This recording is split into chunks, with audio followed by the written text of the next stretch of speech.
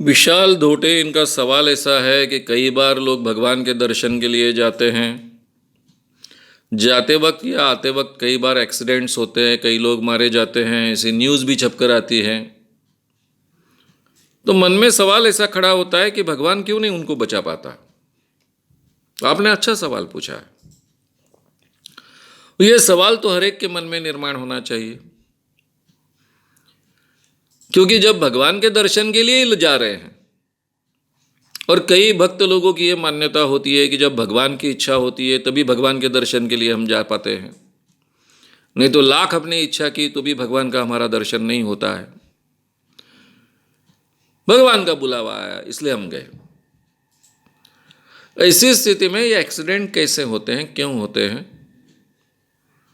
और भगवान क्यों नहीं हमें बचाता है, ये सवाल तो हर एक के मन में निर्माण होना चाहिए। क्योंकि हमारी धारणा है कि भगवान हमको बचाता है, भगवान ही हमें मारता है, यानी मृत्यु का दान देता है। जो बचाएगा वो मारेगा भी। और इसलिए लोगों के मन में ऐसे सवाल आने चाहिए। लेकिन सच्चाई क्या है? सच्चाई ये है कि ना ही भगवान एक्सीडेंट्स करवाता है, ना ही उनमें से कुछ लोगों को मारता है, और ना ही उन लोगों को, किसी लोगों को बचाने का काम करता है। इसीलिए गाडगे महाराज हो, पूरी की पूरी ये वारकरी संप्रदाय की संत परंपरा हो, तुकडोजी महाराज हो, इन सब लोगों ने सिखाने का प्रयास किया कि भाई भगवान इस ढंग से आपके जीवन में हस्तक्षेप नहीं करता है। स्वामी विवेकानंद को पूछा गया, तब उन्होंने जवाब दिया कि भगवान उन्हीं की मदद करता है जो खुद की मदद करते हैं। यानी भगवान आपकी मदद भी नहीं करता है और आपका नुकसान भी नहीं करता है। ये बात लोगों तक हमने पहुंचानी चाहिए। ये प्रबोधन के जरिए बहुत अच्छे ढंग से उन तक पहुंचनी चाहिए। भगवान आपके आस्था का विषय हो सकता है, आपके प्रार्थना का विषय हो सकता है, लेकिन वो आपके जीवन में हस्तक्षेप नहीं करते। ये भी बड़े पैमाने पर संत समझाते आए हैं। ये बात हमें भी समझानी पड़ेगी। एक्सीडेंट जो होते हैं उसमें भी यही कारण होता है। कई लोगों के मन में भ्रम होता है कि भगवान के दर्शन को जा रहे हैं तो बाकी नियमों का ध्यान रखने की क्या जरूरत है, भगवान तो है ही सुरक्षा के लिए। भाई रोड सेफ्टी तो भगवान नहीं करने वाले, इतने चिल्लर काम तो वो करने वाले नहीं। वो तो आपको नियम अमल में लाने हैं।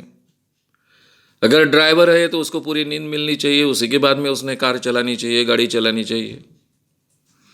वो आधी अधूरी नींद लेता है, बार बार ट्रिप्स करता है, गाड़ी चलाते चलाते उसको नींद आ जाती है, एक झपकी और इधर एक्सीडेंट हो जाता है।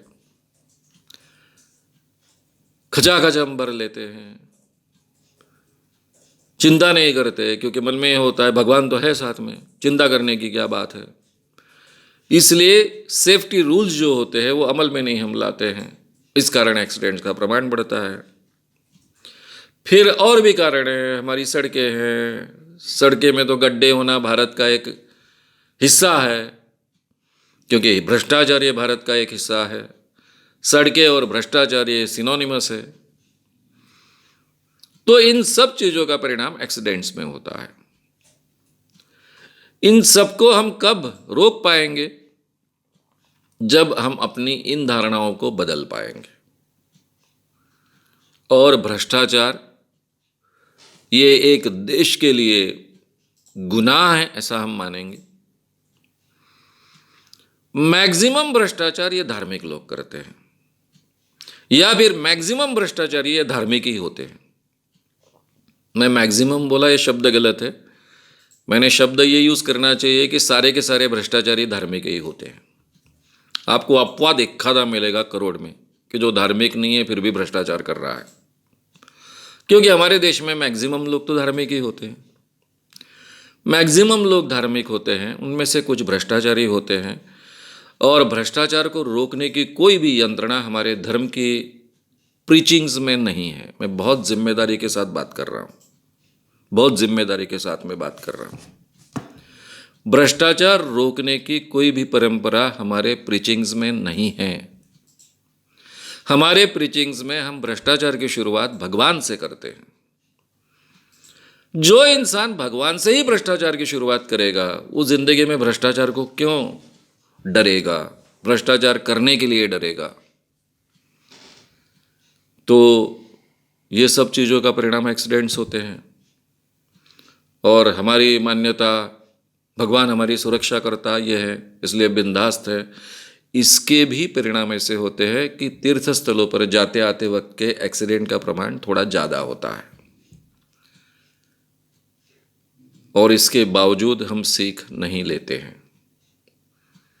क्योंकि हमारी धारणा है कि जो भी अच्छा करता है वो भगवान करता है, बुरा करता है वो भगवान नहीं करता है। इसलिए एक्सीडेंट्स की जिम्मेदारी हम भगवान पर नहीं डालते। वो एक्सीडेंट में से अगर कोई बच गया तो हम बोलेंगे अरे बाप रे, देव तारी त्याला कौन मारी, भगवान बचाए उसको कौन मारे। 10 लोग मर सकते थे, एक्सीडेंट हुआ था, 9 मरे, 1 बचा, देव तारी त्याला कौन मारी। तो इस ढंग से हम मतलब निकालते हैं। तो ये सब हमारे संस्कारों से जुड़ी हुई बात है। उसके लिए हमको हमारे संस्कार बदलने पड़ेंगे, तो इसमें बदलाव आ पाएगा।